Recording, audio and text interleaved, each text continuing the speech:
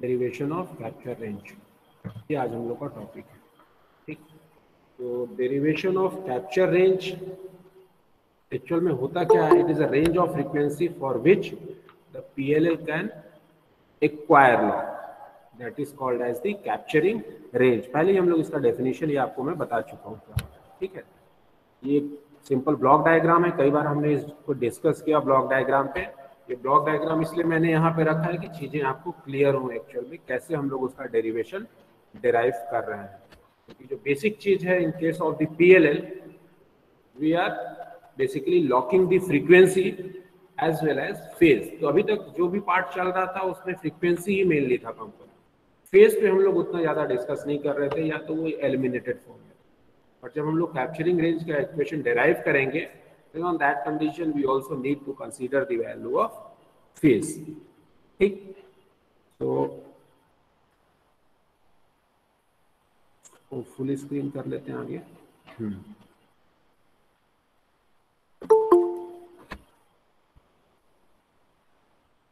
So when PLL is not initially in locked condition, the frequency of VCO is called as the free running frequency, which is represented as F naught। ये हम लोग को पता है, that is the initial frequency of the PLL, and by the application of some control voltage we are shifting that free running frequency towards the locking frequency। ये basic fundamental है।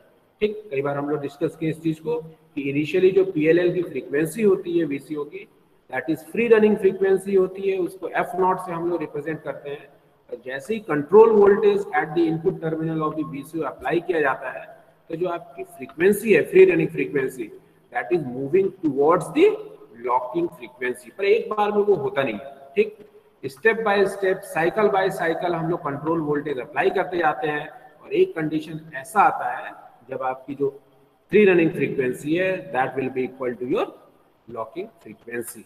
ठीक, तो उसको हम लोग को यहाँ पे डिटेक्ट करना है, और जो टोटल टाइम है that is called as the pull in time. ठीक, तो that VCO will be a free running frequency F naught, and the phase difference between the signal and the VCO output voltage। ठीक, और जो phase difference होगा इन दोनों के बीच में, उसको हम लोग यहाँ पे किससे रिप्रेजेंट कर रहे हैं? फाई से रिप्रेजेंट कर रहे हैं। ठीक है, ये चीज क्लियर है। यहाँ पे इनिशियल फ्रीक्वेंसी आपकी F नॉट है, और जो फेज डिफरेंस है इनपुट सिग्नल का और जो VCO का आउटपुट है, मतलब ये जो सिग्नल है इन दोनों के बीच में जो फेज डिफरेंस है that is represented by phi. इसको हम लोग फाई से रिप्रेजेंट कर रहे हैं। ठीक, बेसिकली हम लोग का जो फेज डिटेक्टर क्या प्रोड्यूस करता है? That is the difference of the frequency. तो जो फर्स्ट आपका सिग्नल फ्रीक्वेंसी है, let that is represented as omega S T plus phi S. ठीक, where S represents the signal. S क्या रिप्रेजेंट कर रहा है? आप लोग का सिग्नल रिप्रेजेंट कर रहा है, where omega S T is the frequency part and this phi S is the phase part of the input signal, and omega nought plus phi nought it is the output of the VCO। ये क्या actual में? Output आपका VCO है। ठीक है, तो phase detector के through produce कर एक्चुअल में phase omega S minus omega nought T plus del phi, where del phi is the phase difference in between this omega s phi s and phi naught। so phi s minus phi naught is equal to del theta। ठीक, but as the value of time increases this phase difference is not constant। ठीक है, जैसे जैसे आपका time increase होगा वो आपका phase difference आपका सेम नहीं होगा, but that will depends on the rate of change in phase. तो इसका हम लोग रेट ऑफ चेंज कैलकुलेट कर लेते हैं यहाँ से। ठीक है, पहले हमने फाई लिया, अब उसके बाद रेट कैलकुलेट करते हैं, क्योंकि टाइम तो आपका इंक्रीज होगा ना, जैसे जैसे टाइम इंक्रीज होगा तभी आप लॉकिंग कंडीशन में जाएंगे। तो टाइम के इंक्रीज होने से फेज में क्या चेंजेस आ रहा है? That is represented by del phi by del T. तो इसको आप इक्वेट कर दीजिए, इसका डिफरेंशिएशन ले लीजिए, तो क्या मिलेगा? Omega S minus omega not, और ये पार्ट आपका क्या हो जाएगा? एलिमिनेट। ठीक है, तो del phi by del T is equal to omega S minus omega nought. ठीक, नाउ जो आपका फ्रीक्वेंसी डिफरेंस है that is represented as del F, and del F is nothing but the change in signal frequency and VCO output frequency. ठीक है, so that is represented at del F. So del F is equal to F S minus F nought. अब phase detector के output में क्या connected है? लो pass filter connected है। So let the value of that low pass filter is equal to h of jf. इसको हम लोग क्या बोलते हैं, transfer function of the low pass filter. तो the transfer function of the low pass filter is equal to 1 divided by 1 plus j by f1. इसको हम लोग इजीली कैलकुलेट कर सकते हैं with the help of calculation of low pass filter output. कैसे calculate कर सकते हैं? लो पास फिल्टर का सर्किट कैसे होता है, इनपुट टर्मिनल में resistance and the output is being calculated at the across the capacitor. ये सिंपल सर्किट है लो पास फिल्टर का. ठीक है, ये यहाँ पे आपका इनपुट है, then it will pass through the resistance and the output is being calculated across the capacitor. So this is the simplest circuit of the low pass filter. तो अगर इसका आप लोग ट्रांसफर फंक्शन कैलकुलेट करेंगे तो transfer function आपको क्या मिलेगा, V nought is equal to V in multiplied by 1 by CS plus R plus 1 by CS. और जब आप इसको सिंप्लीफाई करेंगे तो ये इक्वेशन आपको मिल जाएगा. कैलकुलेट करके आप लोग चेक कर सकते हैं इस चीज को. So the value of transfer function of the low pass filter is equal to 1 divided by 1 plus j f divided by f1, where f1 is what, f1 is equal to 1 by r 2 pi rc. f1 की value क्या है, 1 divided by 2 pi rc. that is also called as the 3 dB point of the low pass filter. 3 dB point मतलब 3 dB क्या होता है, अगर हम लोग इसका एक मैग्नीट्यूड प्लॉट करें तो 3 dB is the value of frequency which is 0.707 times of its maximum peak. That is called as the 3 dB frequency.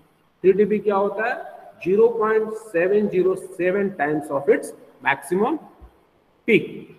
वहां से हम लोग कैलकुलेट कर सकते हैं the value of 3 dB frequency. मान के चलते हैं 3 dB frequency से ही आपका एक्चुअल चेंज आ रहा है. 3 dB क्यों कैलकुलेट करें, 3 dB पॉइंट ही क्या डिनोट करता है, that is the value of the cutoff frequency of that particular frequency, which is represented as fc. ठीक, तो यहीं से आपका एक्चुअल में चेंज डिनोट करते हैं हम लोग लो पास फिल्टर की कैरेक्टरिस्टिक में या हाई पास फिल्टर की भी कैरेक्टरिस्टिक में. हर जो ट्रांसफर फंक्शन की कैरेक्टरिस्टिक है that is based on this 3 dB point. तो ये बहुत इंपॉर्टेंट पॉइंट है, 3 dB in case of design of any kind of the filter. 6th semester में जब हम लोग फिल्टर डिजाइन देखेंगे वहां पे इस चीज को हम लोग डिस्कस करेंगे. वहाँ पे 2 यूनिट्स आपके किस पे कंप्लीटली बेस्ड है, that is based on filter only. ठीक, तो in the slope portion of low pass filter, इसको और सिंप्लीफाई करें तो आपको क्या मिल जाएगा, h of jf is equal to f1 divided by jf, क्योंकि जो आपका jf डिवाइडेड बाय f1 है that is much greater than the value of this 1. तो अगर इस 1 को हम लोग यहाँ से एलिमिनेट कर दें तो f1 आपका ऊपर चले जाएगा, तो क्या मिलेगा, f1 डिवाइडेड बाय jf.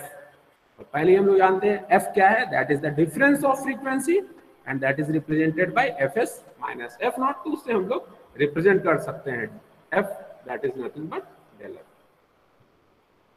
ठीक है, तो यहाँ पर से ये क्या हो जाएगा, f1 divided bye del f. Actual में ये मैग्नीट्यूड है ना, this is the magnitude of this, f1 divided bye del f. Now what is the value of control voltage. Control voltage क्या होगा, control voltage is the input voltage of the VCO. तो जो control voltage है क्या है, that is the input voltage of the VCO. तो ये VD नहीं, अगर इसको मैं VC से रिप्रेजेंट करूं, ब्लॉक डायग्राम हम लोग दूसरे जगह से लिए इसलिए ये VD है, एक्चुअल में ये क्या है आपका VC. तो VC की वैल्यू क्या है, VC कहां से आ रहा है पास होके, एक आपका एरर वोल्टेज है, दूसरा आपका लो पास फिल्टर की कैरेक्टरिस्टिक का आउटपुट है, दूसरा एम्पलीफाई का है. तो तीनों का मल्टीप्लीकेशन क्या जनरेट करता है एक्चुअल में, कंट्रोल वोल्टेज. तो फर्स्ट आपका error voltage, second is low pass filter transfer function and third one is DC amplifier gain. ठीक, इन दोनों को जब आप मल्टीप्लाई करेंगे तो आपको क्या मिल जाएगा, कंट्रोल वोल्टेज. तो control voltage is VE multiplied by HF multiplied by A and maximum value of this control voltage will be what, VC maximum is equal to VE maximum. और ये दोनों तो फिक्स है जो भी वैल्यू होता है. चेंजेस किस में आएगा एक्चुअल में, एरर वोल्टेज पे ही आएगा, क्योंकि एरर वोल्टेज किसके थ्रू जनरेट होता है, by changing into the value of phi. तो जब फाई की वैल्यू क्या मिलती है, आइदर 0 और pi by 2. Only on that condition at pi by 2 we are getting the maximum value of this error voltage. ये चीज हम लोग देखे थे बैलेंस मॉड्यूलेटर के केस में. ठीक, so VC max is equal to VE max HF into A. और VE max की वैल्यू क्या है, V max is equal to k5 into pi by 2, that is the value of VE max. ठीक, last time जो हम लोग lock range का देखे थे इक्वेशन, वहां से आप देख सकते हैं कैसे इस चीज को हमने कैलकुलेट किया था। ठीक है, so Vc max is equal to plus minus k5 into pi by 2 multiplied by this gain A and multiplied by this value of transfer function of low pass filter। और ट्रांसफर फंक्शन लो pass filter का क्या है, देखिए यहाँ से HF हम लोग calculate, यहाँ से इस वैल्यू को लेके आए हम लोग F1 divided by del F। ठीक है, so then the corresponding value of maximum VCO shift, तो इस कंट्रोल वोल्टेज, जैसे ही आपने कंट्रोल वोल्टेज अप्लाई किया, जो आपका फ्री रनिंग फ्रीक्वेंसी था उससे किस फ्रीक्वेंसी में चेंज हो जाएगा, एक न्यू फ्रीक्वेंसी F में। जैसे हम कंट्रोल वोल्टेज अप्लाई करते हैं, जो free running frequency of VCO होगा that will B change into a new frequency F। उसी को हम लोग लेके चल रहे हैं। जैसे ही आपने maximum VCO control voltage apply किया, जो VCO है output that is shifting by a frequency F, total change is F minus F nought maximum will be equal to KV into VC max. KV क्यों है यहाँ पे, क्योंकि VC सिर्फ क्या रिप्रेजेंट कर रहा है, वोल्टेज, और ये क्या है आपका frequency. So we need to convert the voltage into frequency. So KV क्या रिप्रेजेंट करता है, KV is a voltage to frequency conversion factor. KV is what? Voltage to frequency conversion factor, and already we have derived the expression of this KV। ठीक, so KV into VC maximum, तो VC की value यहां से रख दीजिए, VC की value रखे तो क्या मिलेगा, k5 into pi by 2 into A into F1 divided by del F, and this is your KV। ठीक, so this is the value of F minus F naught maximum। ठीक, जैसे जैसे आपका प्रोसेस आगे बढ़ते जाएगा, let there is a condition when F is equal to Fs। F की value क्या हो गई, मैक्सिमम सिग्नल फ्रीक्वेंसी रेंज। ठीक, that can be acquired by the PLL। So जब F को हमने क्या रिप्रेजेंट किया, Fs से, तो Fs minus F nought maximum will be equal to plus minus KV k5 pi by 2 A into F1 divided by del FC। तो यहाँ पे F किस पे आ गया, कैप्चरिंग रेंज में। When the value of frequency is at maximum signal frequency, तो उस कंडीशन में आपका सिग्नल क्या होगा, कैप्चरिंग फ्रीक्वेंसी रेंज में हो जाएगा। तो इस F को हमने किससे रिप्रेजेंट कर दिया, FC से, where FC is equal to Fs minus F naught maximum। तो यहाँ से रख लीजिए, FC is what, FC is equal to Fs minus F naught maximum। ठीक, तो एक FC यहाँ से और सेकेंड FC कहाँ से, यहाँ से, तो दोनों मिलके क्या हो गए, FC स्क्वायर। देखिए ये जो टर्म है that is represented by del FC, change in signal frequency into free running frequency, उसको हम लोग किससे रिप्रेजेंट कर रहे हैं, डेल FC से, चेंज इन कैप्चर रेंज। और डेल FC यहाँ भी है, तो जब ये यहाँ से इसमें मल्टीप्लाई होगा तो del FC into del FC क्या हो जाएंगे, डेल FC स्क्वायर। तो del FC square is equal to plus minus KV k5 pi by 2 into A, और सिर्फ क्या बचा यहाँ पे, F1। तो ये पार्ट आपका F1 यहाँ मल्टीप्लाइड बाई F1। ठीक, so that is the value of del FC square. But हम लोग पहले ही डिराइव कर चुके हैं, ये जो यहाँ से लेके यहाँ तक का पार्ट है, ठीक, that is plus minus KV k5 pi by 2 into A, वो क्या है एक्चुअल में, दैट इज लॉकिंग फ्रीक्वेंसी। ठीक, change in locking range. So del FL is equal to this one, तो हमने इसको पुट अप कर दिया, that is equal to del FL। तो क्या आ गया, del FC is equal to plus minus under root, यहाँ पे सिर्फ क्या बचा था, F1, तो F1 multiplied by del FC, तो that is the value of del FC। But F1 क्या है, F1 में आपको स्टार्टिंग में ही बताया, यहाँ पे ये देखिए, यहाँ पे F1 is 1/2 pi RC। F1 की वैल्यू सब्स्टिट्यूट कर दीजिए इस जगह पे 1/2 पाई RC, तो आपको क्या मिलेगा, यहां से सिर्फ बचा डेल FL, और F1 की जगह क्या आ गया, 2 पाई RC, तो 2 पाई मल्टीप्लाइड बाई, अब जब हम लोग देख रहे थे block diagram representation of PLL, तो वहां मैं आपको क्या बताया था, जो लो पास फिल्टर है उसमें रेजिस्टेंस की वैल्यू फिक्स रहती है, कितनी, 3.6 किलो ओम। इसलिए हमने यहाँ रेजिस्टेंस की वैल्यू क्या सब्स्टिट्यूट कर दी, R is equal to 3.6 kilo. तो 2 पाई multiplied by 3.6 kilo multiplied by capacitance. So this is the value of capturing range. ये क्या डिनोट करता है, that denotes the value of capturing range.